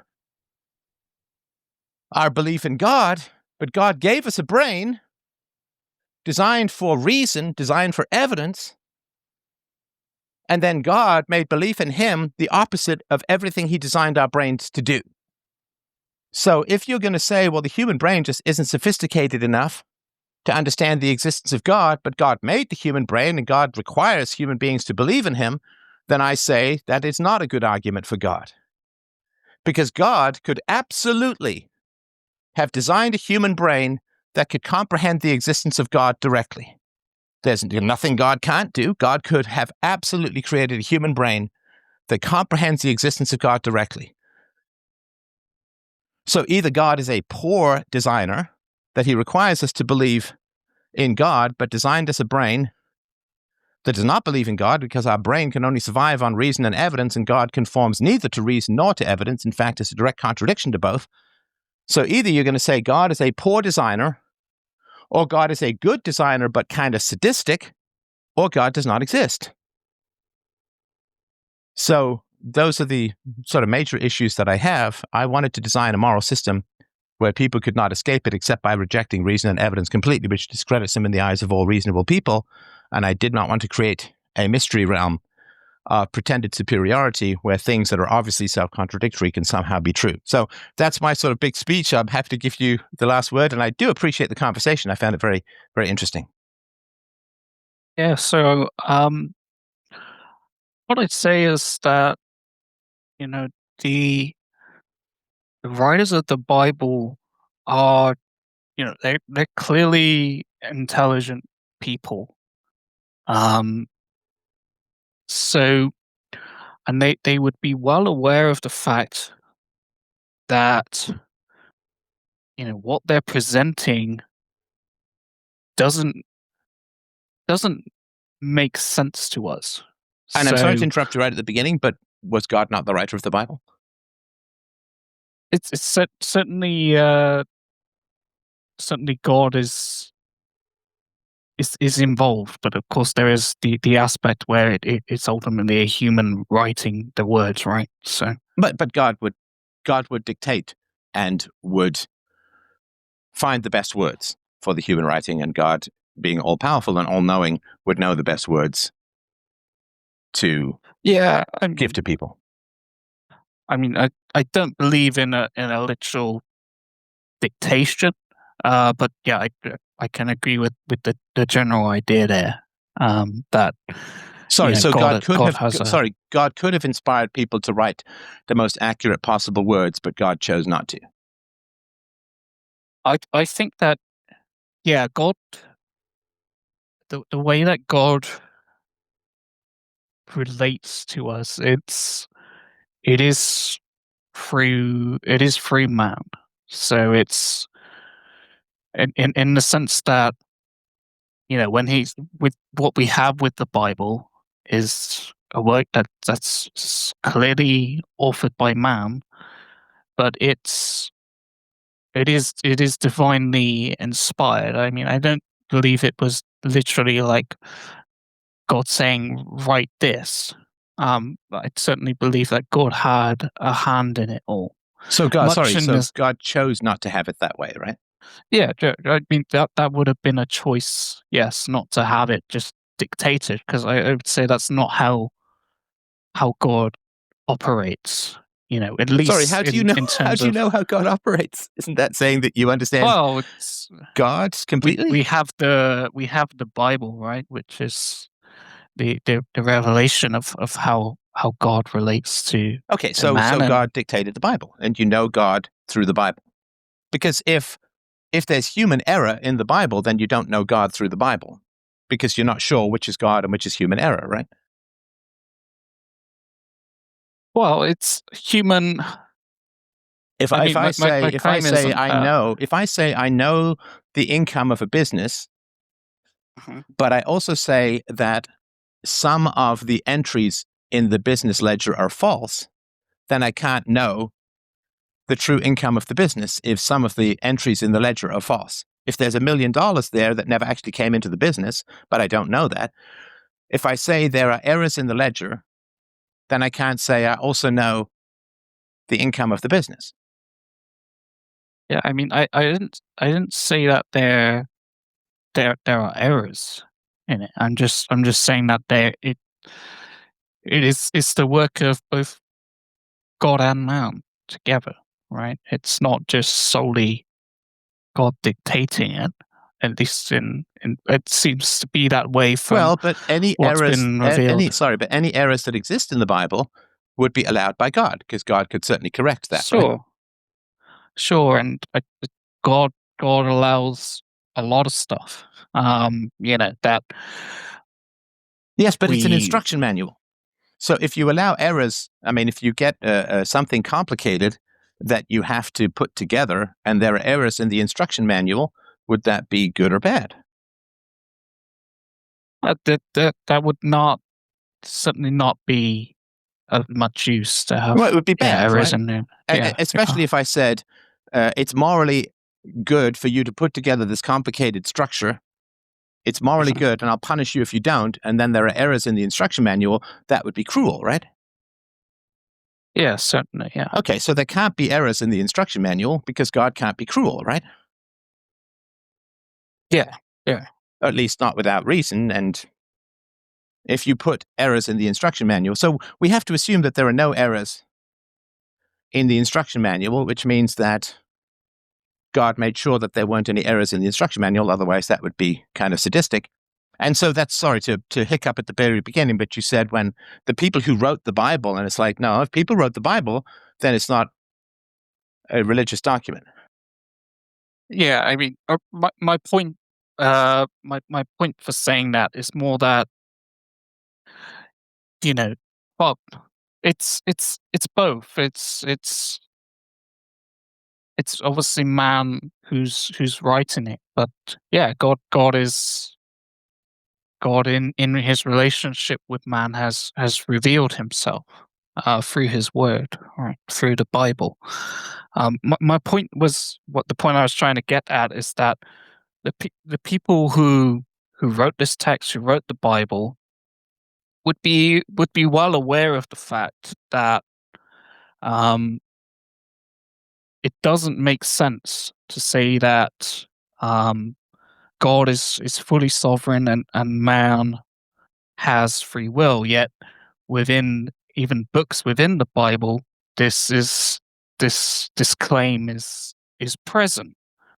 Um, you'll have, like, I think it's the Book of John, which makes where you can pull out quotes which clearly indicate that man both has free will and that God is ultimately sovereign. Um, and again, with God being one yet free, you'll find books in the Bible which establish both. So I mean, these it's not like these authors, these people who wrote this text are not are too stupid to realize that that doesn't make sense. I think that they were well aware of the fact that it didn't make sense to them, but that nonetheless, this is what God had revealed to them regarding himself and his works and how he relates to us. Um, I would say that I'd say there's a degree to which both the atheist and in this case the Christian, we're going to bottom out at mystery. We're going to bottom out at a mystery at something we can't make sense of or we can't explain. So I think that the, my pushback would be that sure, we have at the bottom here we have a mystery which is the Trinity, which we use to ground all of reality, which we can't. Which is it's just a mystery. It's as I said, although we can explain how it's operating, we can describe it, and we can clearly see that it's 1 in 3, 3 in 1.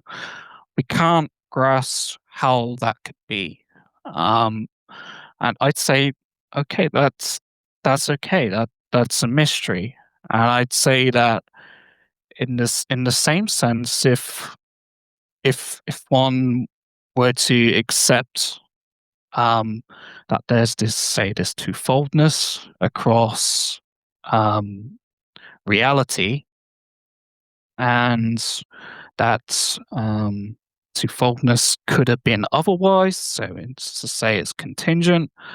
It's not self-explanatory. It's not contained within itself as to why it is that way.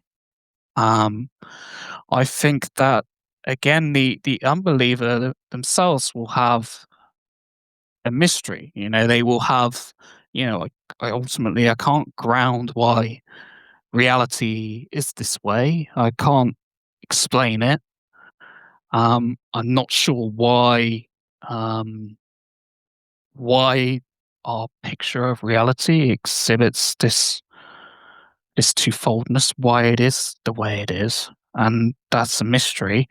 So I think, in a sense, yeah, I mean, I guess it comes down to which one you're more happy to accept, in a sense. And Well, but that's just I suppose, hedonism. No, that you can't base your worldview on hedonism. Which do you prefer? Which do you like? Which gives you more comfort? I mean, people who like heroin as a drug, right? They prefer heroin. It gives them more comfort and so on. So I can't get down to sort of which you like. And the other thing too, of course, is that this contradiction equals mystery is applied in no other sphere. Right. So if you order something from me and you pay me $500 and I don't deliver it, and I say, well, it was delivered, and you say, no, it's not. It never came to my house. And I said, well, it was delivered. You just have to believe it as a mystery and then not bother me to get a refund. You would reject that. There's no other contradictory system or area or pattern of thought in life that you would just put under the category of mystery. If I said, if I'm your professor and I give you an A+ and then I fail you, I say, well, you got an A+ on everything in the course, but then I failed you. And you say, well, how can you fail me? I got an A+. And I said, well, it's a mystery. Would you just say, okay, well, I guess I'll just accept the failure? No, you would fight it and say that's a contradiction. You can't give me an A+ in everything in the course and then fail me. So in no other area would you accept these contradictions under the canopy or the banner of it's some interesting mystery that I just have to accept. And so that kind of contradiction is the problem. If everything that is self-contradictory is a mystery that you just have to accept, you couldn't function in life. You couldn't get anything done. You couldn't exist, really. And so saying I'm a philosopher, which means I strive for consistency. If you say, well, everything falls down, and then, well, what about the helium balloon that goes up? Well, that's something you have to explore. You can't just write it off. Well, that's a divine mystery. That's God hand. Like, you don't understand then the differences between displacement and lighter than air and so on, right? And if you were to say, well, water is generally inert, well, but we got the tides. Well, that's just a mystery. That's just Poseidon.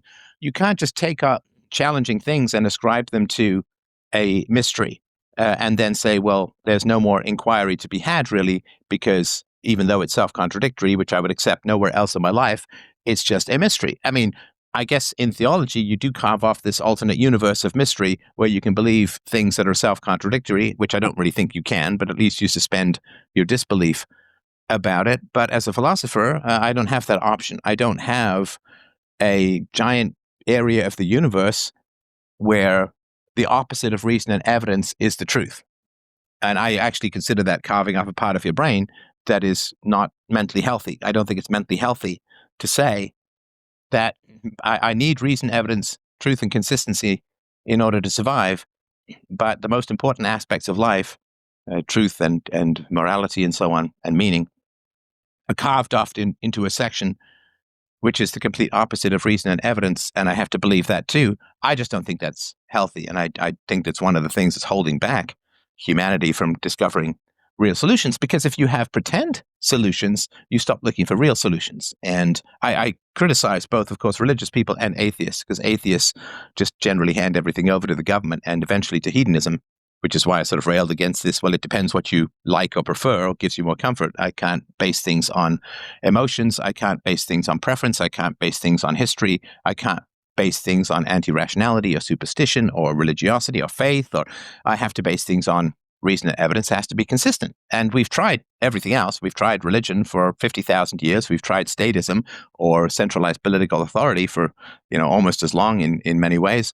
What we haven't tried is truly consistent reason and evidence. And given where humanity is and how things are going, I think we need a new solution, which is why I sort of make this case. But again, I'll sort of give you the last say, and I really do appreciate the conversation. Yeah, certainly. I would say that there was something you said that I wanted to Sorry, a bit of a gish gallop. clarify. Yeah. I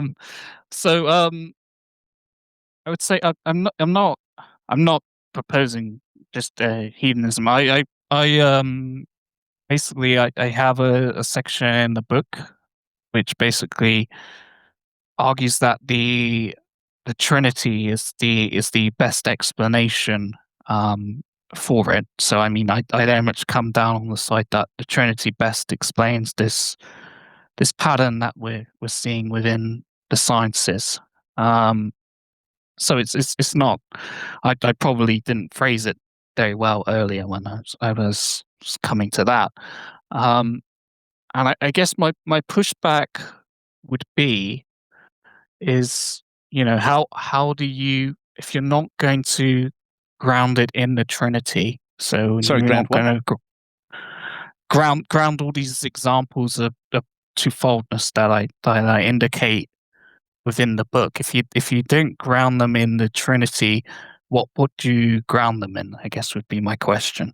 Sorry, how do I'm not sure what you mean by ground in. How do I explain? So let's just say, I think the thing we're more familiar with, genetics and epigenetics. What do you mean by how would I ground them? Well, how would you, what's your explanation for why reality exhibits this unity and plurality that could have been another way and So why is there contingent? genetics and epigenetics? Well, the I'm sorry, I'm not trying to trap you. I just want to make sure I understand. Yeah. If you're asking me why is there genetics and epigenetics, is that your question? Well, it's more broad than that. It's well, what's more broad than why are things the way they are? What's more broad than that?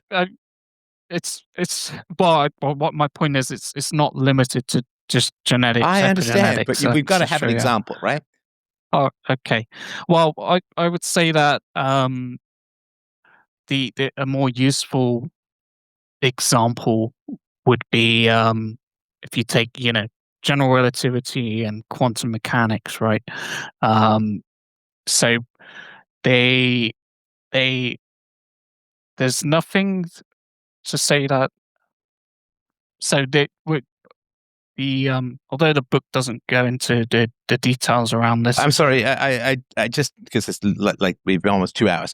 So right. If you were to ask me how do I ground genetics and epigenetics, I would say, but that's the most finely tuned mechanism for optimal survival, which is a biological imperative. So that's why that is the way it is. If you're going to say, well, why is gravity, or why is matter, And so, like, why are there centrifugal forces and why are there forces of inertia, as you pointed out from the 19th century theologian, that this is why we have orbits. Why do those things exist? They're irreducible primaries. They just are. I mean, why is there such a thing as gravity is not, it is taking a biological perspective and putting it on blank, blind, inanimate matter. So the nature of reality and the physical laws, they're irreducible primaries. And saying, well, why do they exist? Well, we can say, well, why do I exist? Well, my parents had sex and raised me and blah, blah, blah. So that's why, and there's genetics. And so we can say why I exist, because I am an animal. Why does a rock exist? Well, we can give sort of causality.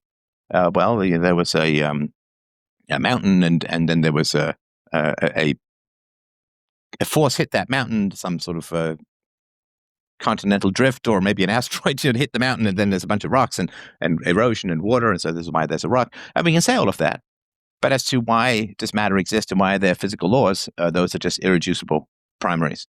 And of course, people say, yes, but God is an irreducible primary. It's like, well, no, but we have endless evidence for the existence of atoms, and we have endless evidence of the reality of physical laws. Why is the acceleration to Earth 9.8 meters per second? Nobody can answer that. Why isn't it 10 or 8 or 5 or -6? Why is there not?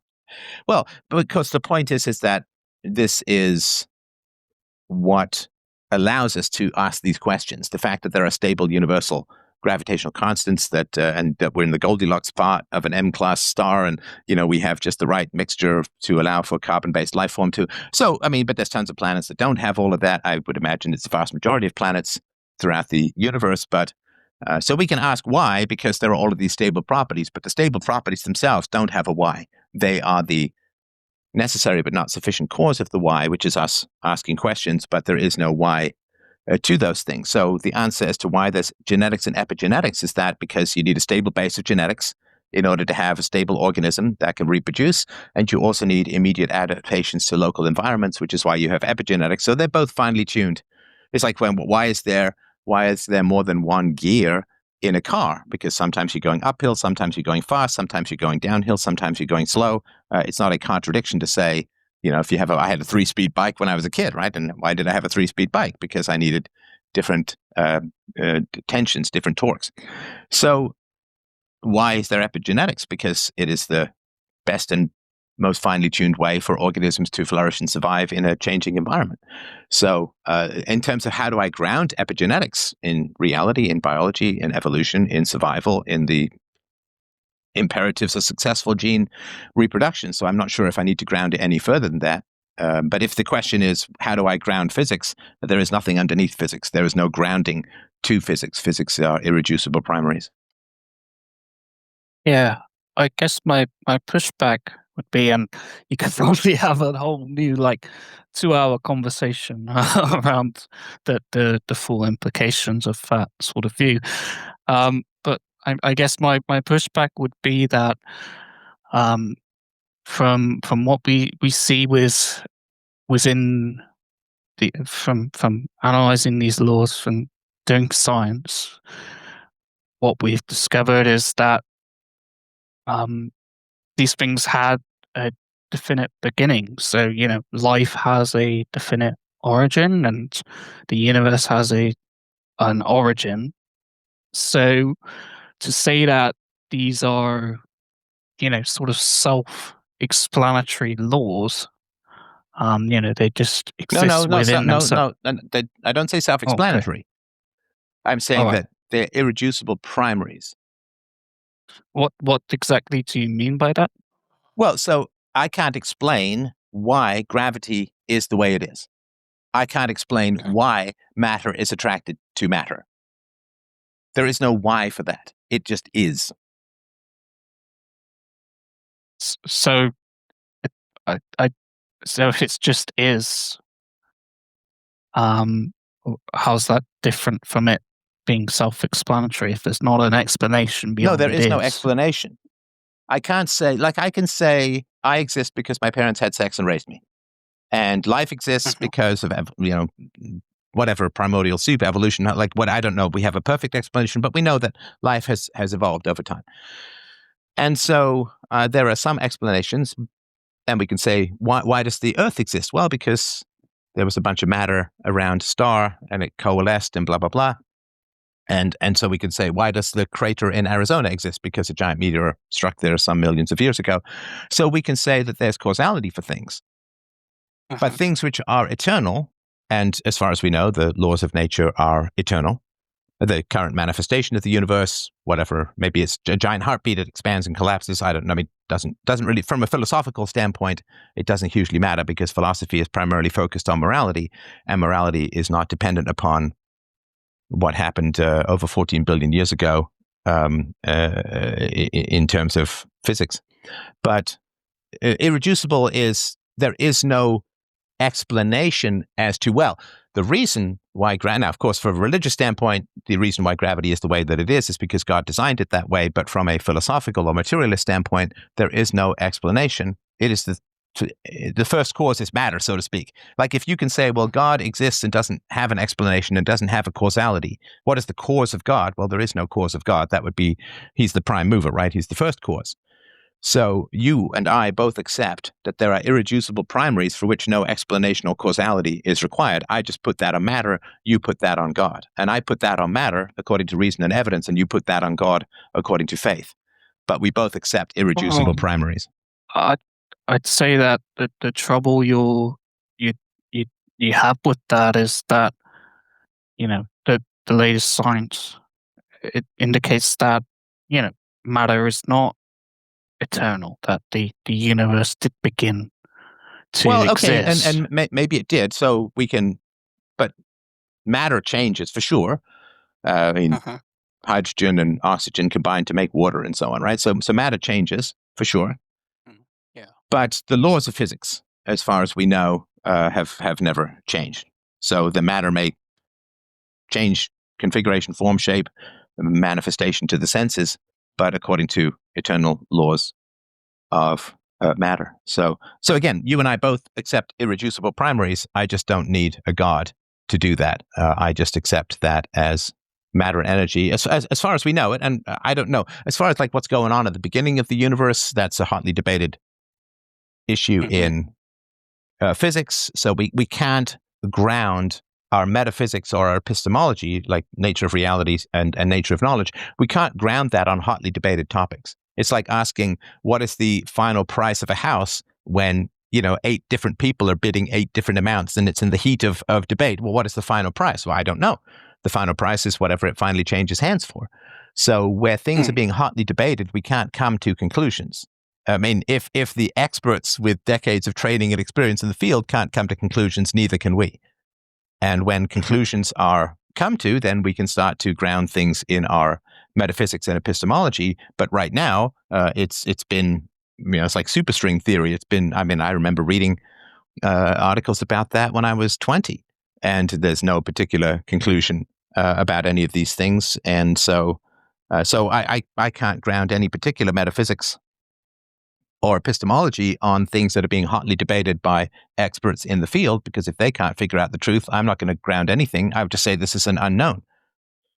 So it doesn't have any particular philosophical relevance in the here and now. In the here and now, matter can neither be created nor destroyed. The properties of matter and energy are stable in the essence, and matter and energy behave in stable and predictable ways. Otherwise, we couldn't exist, and the world couldn't exist, and life couldn't exist, and conversation couldn't exist. I mean, you and I rely on a bunch of atoms and electrons being pushed back and forth even to have this conversation, and we rely upon it in an absolute fashion. In that, I don't think that your arguments are being scrambled by all of the complex atoms that divide the thousands of miles between us, that pushing back and forth at incredibly fast speeds on fiber optics under the ocean.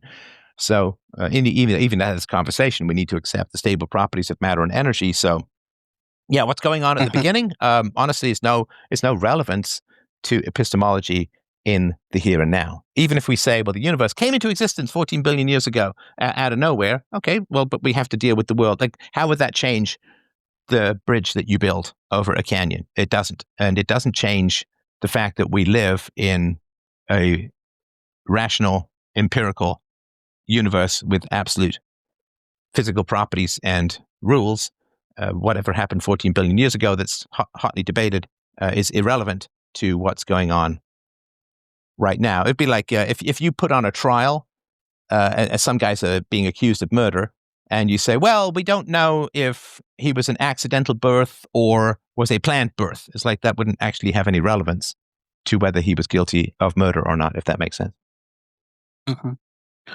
Yeah, I think perhaps this is again where we take a different approach, because I would say that the laws of nature, which science are describing, I would put them in the category of something which is contingent, which is to say that they could have been otherwise, and they could have not existed.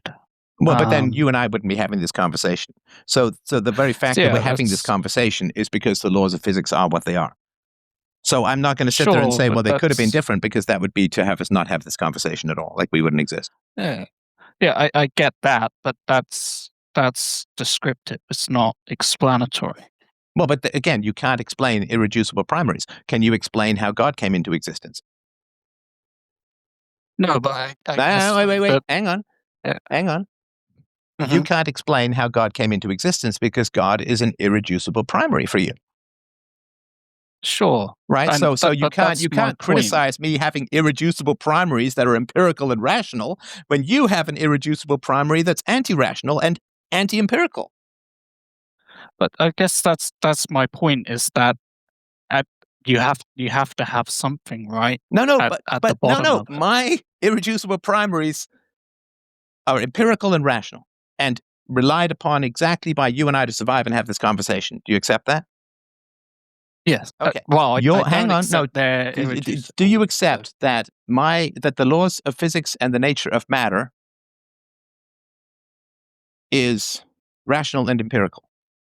That we can study the laws of matter, we can study the laws of physics, and they're rational and empirical. Yeah. Okay, good. Hang on.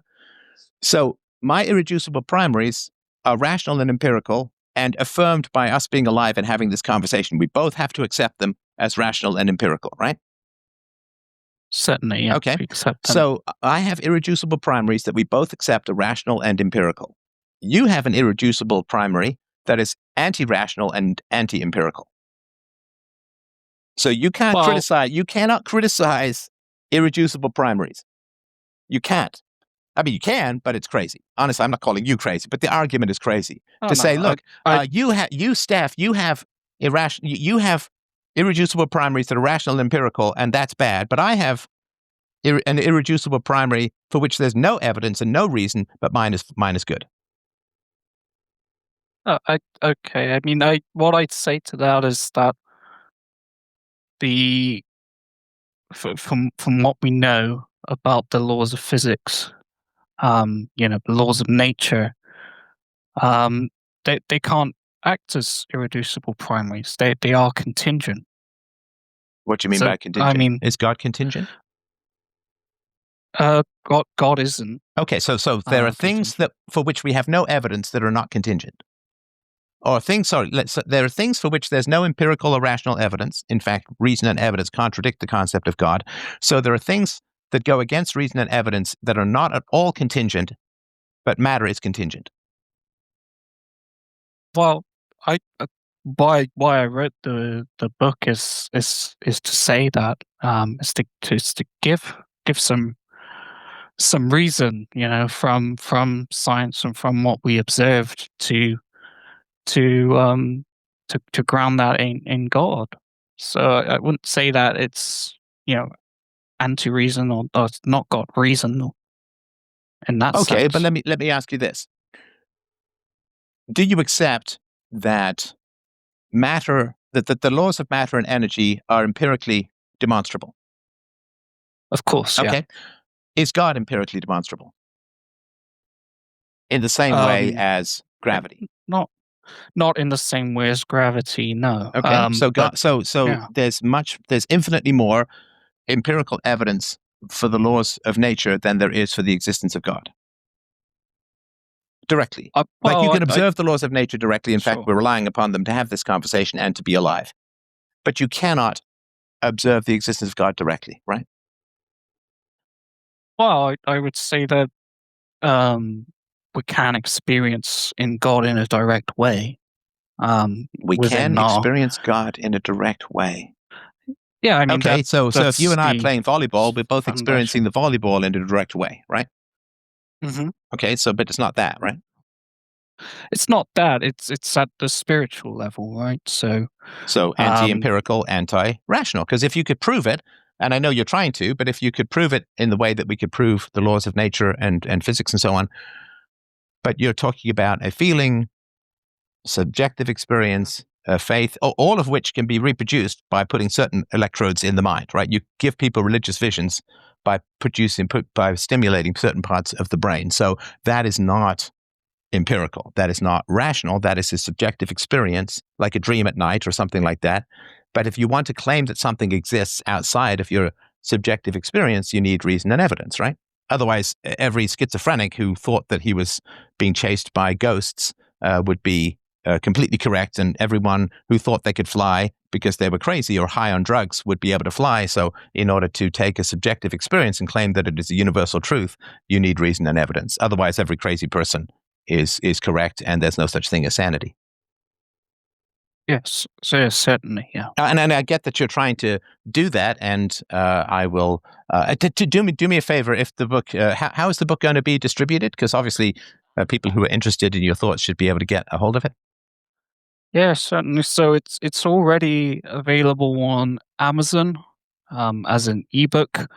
There may well be a physical book to follow. I mean, we really have to see. Obviously, I'm not someone who's got a platform. This is obviously it's great to have this because it's a means by which people can begin to get some familiarity with me and Okay, my well, work. give me the link, and I So, will make sure that I put it in the show notes. And again, I really do appreciate it's a very, very stimulating conversation, and it's been a while since I've done some theology, and I really appreciate your patience yeah. as I sort of tried to get up to speed on some of the terminology.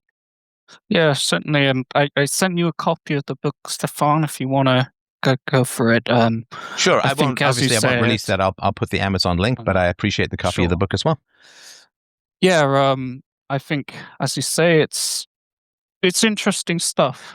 Um, you know, hopefully this conversation has been compelling enough for people to check it out and check out the argument. I must say I probably didn't present it as well as it is Oh, in listen, the actual book. So I've been doing UPB for like 20 years. It's really tough. It's really tough yeah, to yeah. have these conversations, and I think you did a great job, and I really do appreciate your time today. Oh yeah, it was good stuff. I knew if you're gonna bring it to someone, you got to get feedback and things. You got to bring it to Stefan because, yeah, I did think that you would you would ultimately bring that sort of approach in terms of saying that these are the irreducible sort of laws, and we don't go beyond that. I mean, it's fair enough. I would just say that. Um, I don't think they can be. But I'd say there's a degree of I don't know if faith's the right word, but there's certainly a degree of mystery that we have to accept either way. And I guess Well, we don't have to, but listen, let's not start again. Okay, let's stop let's it there. not go Let again. people give Yeah. us the feedback, and maybe we can chat again. But again, I really do Mm, appreciate your time yes. today. I hope you have a great day. All right. Yeah. Thanks, man. I'd just say that I am contactable as well. Yeah, basically, I've started a business which has been the means by which I'm able to do the work as just starting a business. As you know, Steph, you have that difficulty of starting out, so you can end up with having quite a bit of free time while Well, you're why don't waiting for you your give your website out, customers. and we can have people visit your business if they want. Yeah, yeah, sure. So my business is Overcome Mortgages. Um, it's a mortgage brokerage based in the UK. So yeah, I help people with mortgages. I obviously you got an international audience, so I'll just say that I can help arrange international mortgages for if you're wanting to get property in the UK as someone outside the UK, I can do that sort of thing as well. And yeah, there's contact details on my website. It's www.overcome, so OVERCOME, mortgages.co.uk, and I'm reachable there, email, phone, etc. So if you have any need for my services or you want to discuss the book at all, I'm reachable there. All right. Well, thanks, Emil. I'm sure we'll talk again, and I appreciate your time today. Have a great day. Yeah, great stuff. Bye. Thanks, Steph.